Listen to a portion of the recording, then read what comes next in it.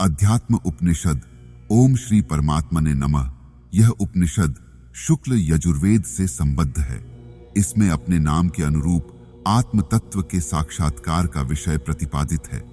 अजन्मा रूप में यह सभी चराचर घटकों में संव्याप्त है, किंतु वे प्राणी इसे नहीं जानते। यह समझाते हुए सोहम एवं तत्वमसि आदि सूत्रों के आधार पर शरीर और विकारों से ऊपर उठकर आत्म साधना में रत रहने का निर्देशन किया गया है। स्वप्न सुषुप्ति आदि स्थितियों से ऊपर उठते हुए निर्विकल्प समाधि अवस्था में परमात्मा तत्व से एक रस होने की बात कही गई है। इस समाधि अवस्था को धर्म मेघ कहकर उसी में सभी वृत्तियों को लीन करके मुक्ति अवस्था पाने का सुझाव दिया गया है। जीवन मुक्त अवस्था का वर्णन करते हुए उस स्थिति में प्रारब्ध कर्म के भी समाप्त हो जाने की बात समझाई गई है, लेकिन यह स्पष्ट कर दिया गया है कि उक्त अवस्था पाने के पूर्व किए गए कर्मों का प्रारब्ध फल अवश्य भोगना पड़ता है। इंद्रिय वृत्तियों की तरह प्रारब्ध कर्म भी केवल देहाभिमानियों को ही बांधते हैं।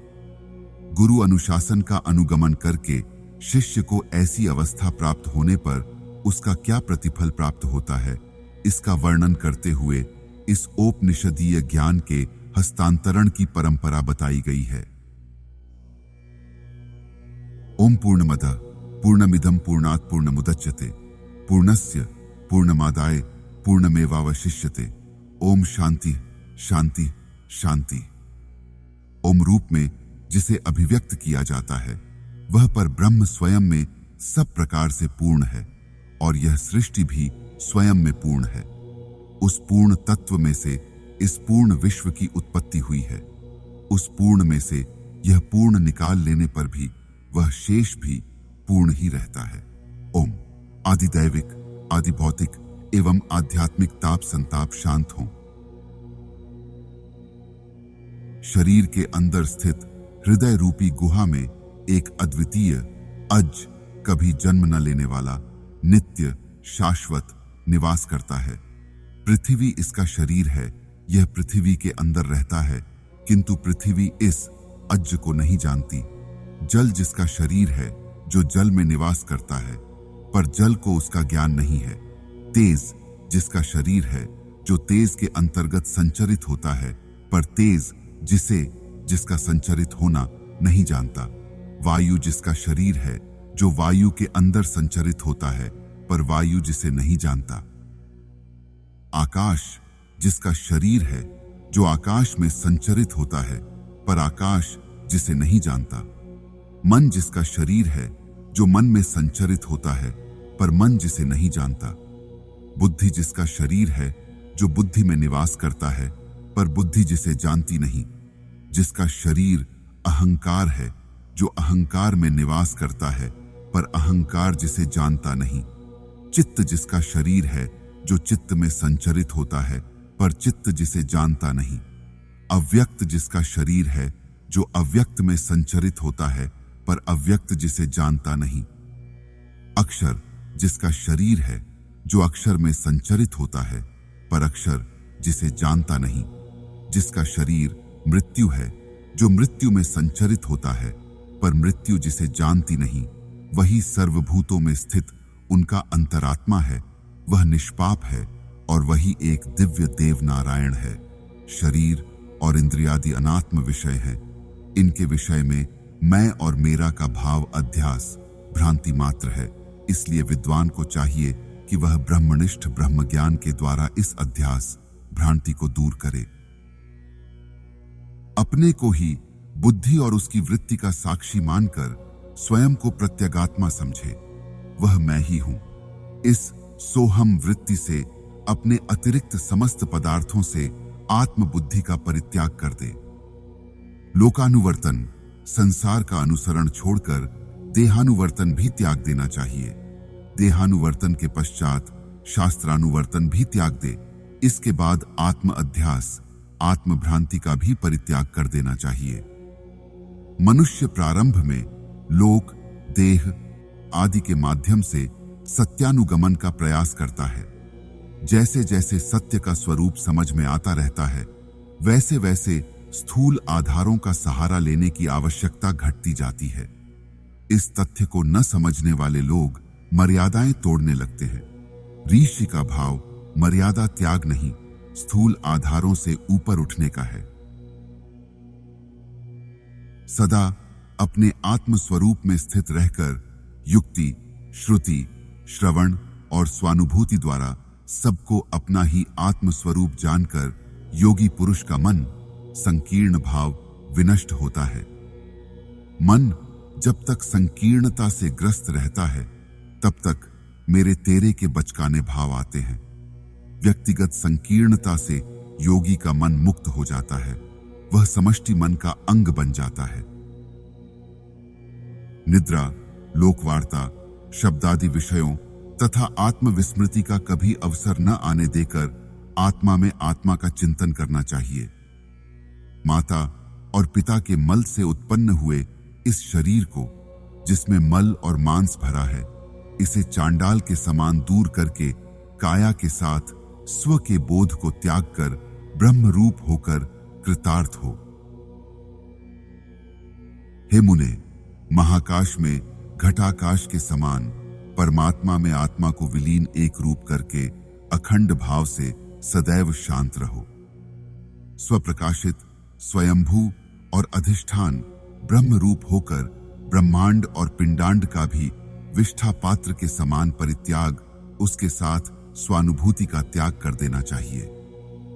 शरीर के ऊपर आरूढ़ अहम बुद्धि को सदानंद और चित्त स्वरूप आत्मा में लगाकर लिंग स्वज्ञान चिन्ह को छोड़कर सर्वदा केवल आत्मरूप हो जाओ।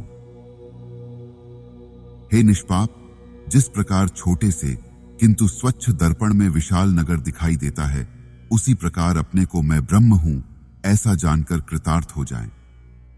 अहंकार से मुक्त हुआ पुरुष आत्म स्वरूप को प्राप्त करता है। वह चंद्रमा के समान विमल होकर पूर्ण सदानंद और स्वप्रकाश बनता है। सांसारिक क्रियानाश से चिंता विनष्ट होती है और चिंता नाश से वासना का क्षय होता है। वासना का विनष्ट हो जाना मोक्ष है और इसे ही जीवन मुक्ति भी कहते हैं। जो सर्वत्र, सब तरफ, सभी को मात्र ब्रह्म रूप में देखता है और जिसकी सद्भावना दृढ़ हो गई है, उसकी वासना का लय हो जाता है, अर्थात वासना विनष्ट हो जाती है। ब्रह्मनिष्ठा में कभी प्रमाद न करे, क्योंकि प्रमाद ही मृत्यु है। अपनी आत्मा के अनुसंधान को छोड़कर जीवन बिताना प्रमाद है, ऐसा विद्या के ज्ञाता विद्यावान ब्रह्मवादी कहते हैं। जिस प्रकार शैवाल को पानी के ऊपर से कुछ हटा देने के बाद वह क्षण मात्र भी वहां नहीं ठहरती और पूर्ववत पानी को ढक लेती है, उसी प्रकार बुद्धिमान व्यक्ति भी यदि ब्रह्मनिष्ठा से थोड़ा भी हट जाए या दूर हो जाए तो माया उसे आवृत कर लेती है। जिसे जीवित स्थिति में ही कैवल्यावस्था प्राप्त हो गई हो, वह विदेह देहरहित होने पर केवल ब्रह्म ही रहेगा। इसलिए हे निष्पाप, समाधिनिष्ठ होकर निर्विकल्प विकल्प रहित बनो। जिस समय निर्विकल्प समाधि से अद्वैत आत्मा का दर्शन होता है, उसी समय हृदय की अज्ञान रूपा ग्रंथि का पूर्ण रूपेण विनाश और विलय हो जाता है। आत्मत्व अर्थात आत्मभाव को दृढ़ करके अहंकारादि का परित्याग करके उनसे उसी प्रकार से उदासीन रहे जिस प्रकार बर्तन वस्त्रादि के प्रति उदासीन भाव रखा जाता है। ब्रह्मा से स्तंभ तृण पर्यंत समस्त उपाधियां मिथ्या हैं, इसलिए सदा एक स्वरूप में अवस्थित रहने वाले अपने पूर्ण आत्मा का ही सर्वत्र दर्शन करना चाहिए। स्वयं ब्रह्मा, स्वयं विष्णु, स्वयं इंद्र, स्वयं शिव, स्वयं विश्व और स्वयं ही यह सब कुछ है। स्वयं के अतिरिक्त और कुछ भी नहीं है। अपनी आत्मा में समस्त वस्तुओं का आभास रस्सी में सर्प की तरह केवल आरोपित है। उसका निराकरण निरसन्न कर देने से वह स्वतः पूर्ण, अद्वैत और अक्रिय क्रिया रहित परब्रह्म बन जाता है। एक ही आत्मा रूपी वस्तु में जो यह विकल्प, भेद प्रतीत होता है वह प्रायः मिथ्या है, क्योंकि निर्विकार, निराकार और निर्विशेष में भेद ही कहाँ है। वह चैतन्य आत्मा दृष्टा, दर्शन और दृश्य आदि भावों से शून्य है, जो निरामय, निर्दोष तथा प्रलय कालीन सागर की तरह परिपूर्ण है।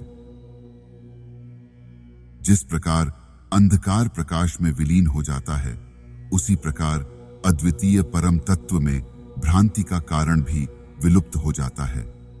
वह आत्मा अवयव रहित है, अस्तु उसमें भेद कहाँ है। एकात्मक परम तत्व में भेदकर्ता किस प्रकार रह सकता है। सुषुप्तावस्था में सुख मात्र है, उसमें भेद किसके द्वारा देखा गया है। इस विकल्प भेद का मूल कारण चित्त है। यदि चित्त न हो तो कोई भी विकल्प नहीं है। अतः प्रत्यग रूप परमात्मा में अपने चित्त को समाधिस्थ समाहित कर दो। अखंडानंद रूप आत्मा को अपना वास्तविक स्वरूप जानकर सदा इस आत्मा में ही बाहर और अंदर आनंद रस का आस्वादन करो। वैराग्य का फल ज्ञान है, ज्ञान का फल उपरति विषयों से विरत होना है और उपरति का फल आत्मानंद के अनुभव से प्राप्त शांति है। उपर्युक्त वस्तुओं में जो उत्तरोत्तर न हो, उससे पूर्व की वस्तु निष्फल है। विषयों से निवृत्ति ही परम तृप्ति है और आत्मा का आनंद स्वयं ही अनुपम है। माया रूप उपाधि से युक्त, जगत का कारण रूप, सर्वज्ञत्व आदि लक्षणों से युक्त, परोक्ष रूप से शबल अर्थात मायावेष्टित ब्रह्म जो सत्यादि स्वरूप वाला है, वही तत् शब्द से विख्यात है। जो मैं शब्द तथा प्रत्यय का आश्रय स्वरूप प्रतीत होता है, जिसका ज्ञान अंतःकरण से मिथ्या है, वह जीव त्वम शब्द से जाना जाता है।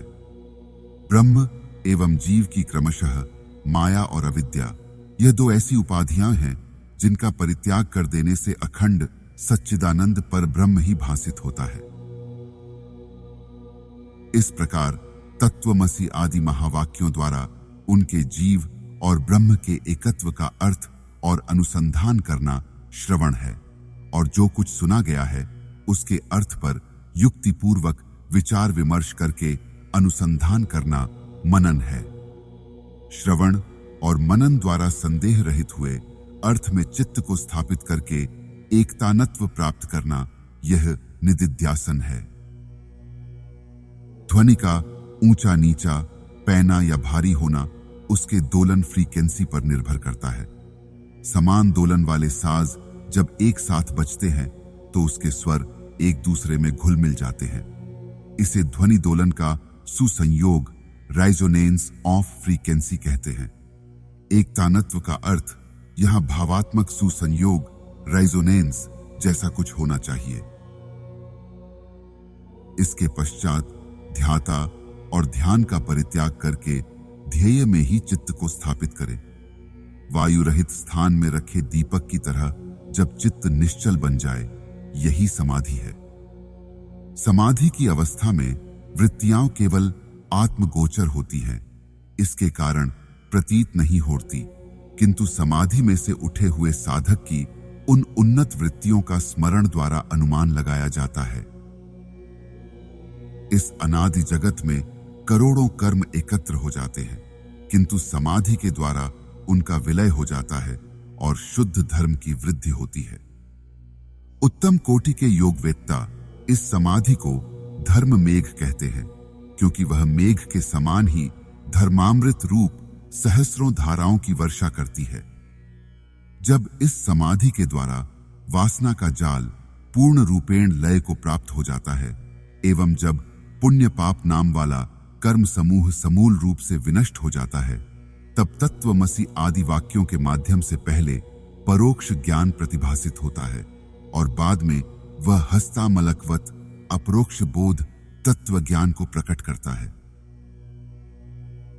जब भोगने योग्य पदार्थ की उपस्थिति में भी वासना उदित न हो, तब वैराग्य की स्थिति जान लेनी चाहिए, और जब अहम भाव के उदय का अभाव हो जाए, अर्थात जब वैसी अहंकार होने योग्य परिस्थिति बन जाने पर भी अहम न आए, तब ज्ञान की परम स्थिति जाननी चाहिए। लीन वृत्तियां पुनः उदित न हो तो वह उपरति की स्थिति समझनी चाहिए। इस स्थिति वाला यति स्थित प्रज्ञ कहलाता है, जो सदा आनंद अनुभूति करता रहता है। जिसका आत्म तत्व एकमात्र ब्रह्म में ही विलीन हुआ हो, वह निर्विकार और निष्क्रिय हो जाता है। ब्रह्म और आत्मा के एकत्व के अनुसंधान में लीन हुई वृत्ति जब विकल्प रहित और मात्र चैतन्य रूप बन जाती है, तब उसे प्रज्ञा कहते हैं।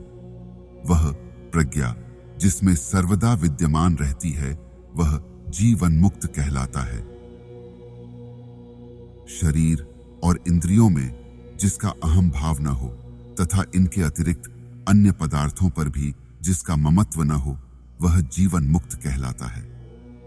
जो जीव और ब्रह्म में तथा ब्रह्म और सृष्टि में भेद बुद्धि नहीं रखता, वह जीवन मुक्त कहलाता है।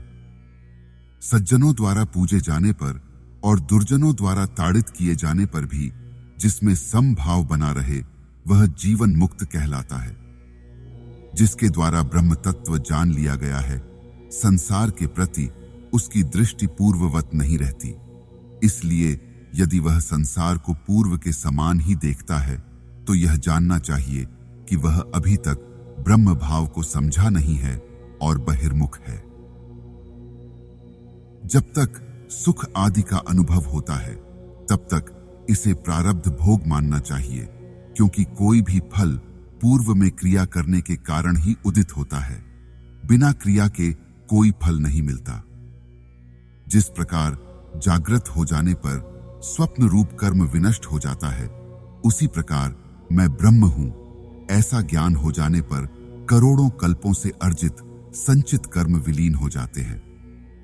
योगी आकाश के सदृश अपने को असंग और उदासीन जानकर भावी कर्मों में किंचित भी लिप्त नहीं होता। जिस प्रकार सुरा कुंभ में स्थित आकाश सुरा की गंध से लिप्त नहीं होता, उसी प्रकार शरीर रूपी उपाधि के साथ संयुक्त रहने पर भी आत्मा उसके गुण धर्मों से प्रभावित नहीं होता। जिस प्रकार छोड़ा हुआ बाण निर्धारित लक्ष्य को बेधता ही है, उसी प्रकार ज्ञानोदय होने से पूर्व अज्ञान की स्थिति में किए गए कर्म का फल अवश्य मिलता है। अर्थात ज्ञान उत्पन्न हो जाने से पूर्व जो कृत्य किए गए थे, उनका फल ज्ञान उत्पन्न हो जाने से विनष्ट नहीं होता। बाघ समझकर उसे मारने के लिए छोड़ा गया बाण यह जान लेने पर कि यह बाघ नहीं गाय है, रुकता नहीं और वेग पूर्वक लक्ष्य वेध करता ही है, उसी प्रकार ज्ञान हो जाने पर भी पूर्वकृत कर्म का फल मिलता ही है। मैं अजर और अमर हूं, इस प्रकार अपने आत्म रूप को जो स्वीकार कर लेता है, वह आत्म रूप में ही स्थित रहता है। फिर उसे प्रारब्ध कर्म की कल्पना ही कैसे हो सकती है। प्रारब्ध कर्म उसी समय सिद्ध होता है जब देह में आत्मभाव होता है, परंतु देह में आत्मभाव रखना इष्ट नहीं है। अस्तु, देह के ऊपर आत्मबुद्धि का परित्याग करके प्रारब्ध कर्म का परित्याग करना चाहिए। देह के प्रति भ्रांति ही प्राणी के प्रारब्ध की परिकल्पना है, और आरोपित अथवा भ्रांत धारणा से जो कल्पित हो, वह सत्य कैसे हो सकता है। जो सत्य नहीं है, उसका जन्म कहां से हो, और जिसका जन्म नहीं है, उसका विनाश कैसे हो। अस्तु, जो असत्य है, उसका प्रारब्ध कर्म कैसे बने। यदि अज्ञान देहासक्ति आदि का पूर्ण विलय ज्ञान में हो जाए, तो फिर देह का अस्तित्व ही कैसे रह सकता है। ऐसी शंका जड़ स्थूल बुद्धि वाले ही करते हैं। बहिर्मुखी दृष्टि वाले अज्ञानियों को समझाने के लिए श्रुति प्रारब्ध की बात कहती है। ज्ञानियों के लिए या देहादि की सत्यता प्रकट करने के लिए प्रारब्ध का उल्लेख नहीं किया गया है। वस्तुतः परिपूर्ण, आदि अंतरहित, अप्रमेय, विकार रहित, सद्घन, चितघन, नित्य, आनंद घन, अव्यय, प्रत्यग, एक रस, पूर्ण, अनंत, सव और मुख वाला, त्याग और ग्रहण न करने वाला, किसी आधार के ऊपर न रहने वाला और किसी का आश्रय भी न लेने वाला, निर्गुण, क्रिया रहित, सूक्ष्म स्वरूप, निर्विकल्प, दोष दुर्गुण रहित, अनिरूप्य जिसका निरूपण नहीं किया जा सकता, ऐसे स्वरूप वाला, मन और वाणी द्वारा अगोचर, सत समृद्ध, सतो गुण की अधिकता वाला, स्वतः सिद्ध, शुद्ध, बुद्ध, अनिदृश, जिसकी किसी के साथ तुलना न की जा सके। वह एक ही अद्वैत रूप ब्रह्म है, उसके अतिरिक्त और कुछ भी नहीं है। इस प्रकार अपनी अनुभूति से स्वयं ही अपनी आत्मा को अखंडित जानकर तू सिद्ध हो और निर्विकल्प, विकल्प रहित आत्मा से अपने को सुखपूर्ण स्थिति में प्रतिष्ठित कर। गुरु के इस उपदेश से शिष्य को ज्ञान हो गया और वह कहने लगा, जिस जगत को अभी मैंने देखा था वह कहां चला गया?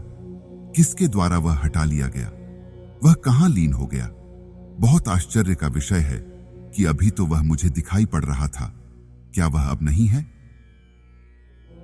अखंड आनंद रूप पीयूष से पूरित ब्रह्म रूप सागर में अब मेरे लिए क्या त्याग करने योग्य है, क्या ग्रहण करने योग्य है?